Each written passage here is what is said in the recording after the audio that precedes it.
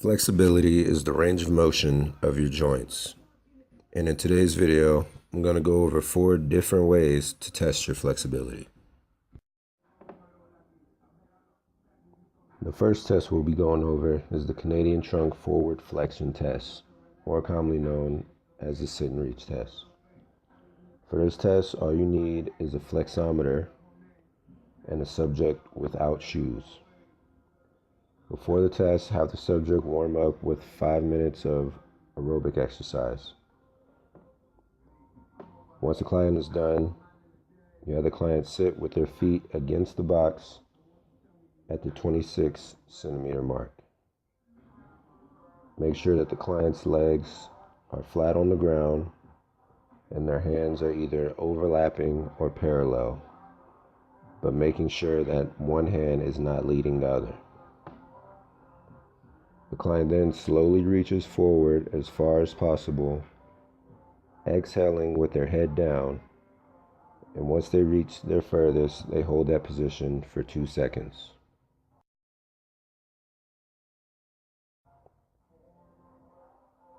The client then repeats this, and the furthest point reached will be marked as their score.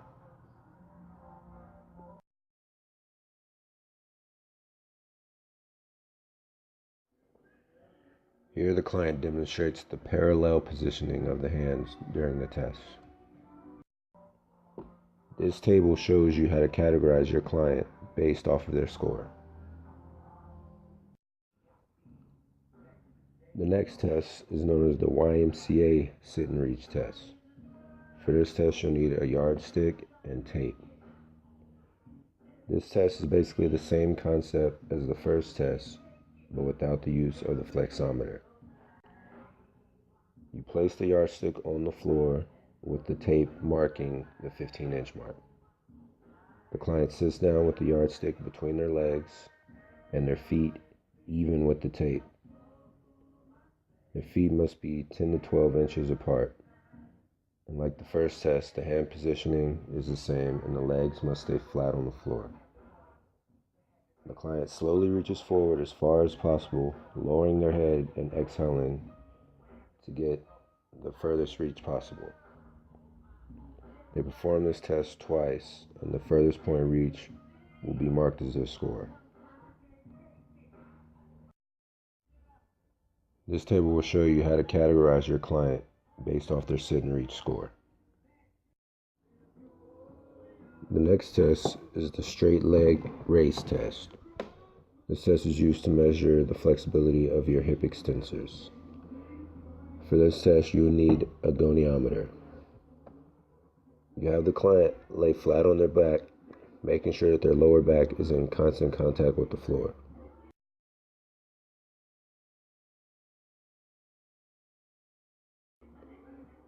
The tester then raises one of the client's legs, making sure the other leg stays flat on the ground. You then use a goniometer to measure the angle of flexion. You do this by placing the axis at their hip on the greater trochanter, with the inclinometer below the tibial tubercle.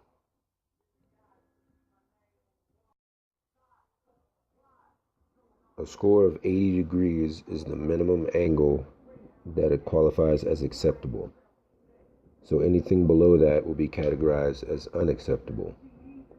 90 degrees is the desirable measurement for this test.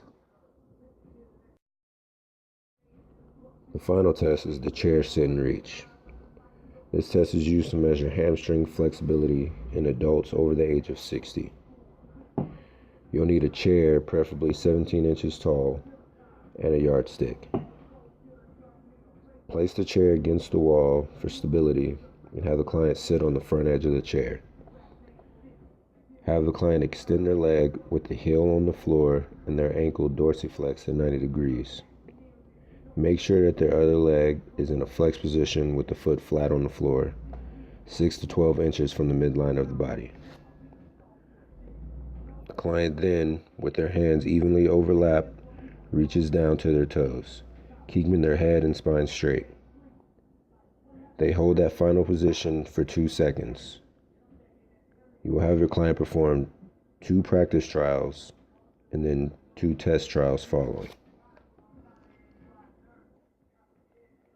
If the client is able to reach their big toe, that is a score of 0. If the client is able to reach beyond that, their score is the distance measured beyond the toe. If the client is not able to reach their toe, then they will have a negative score of however many inches they are away from their big toe.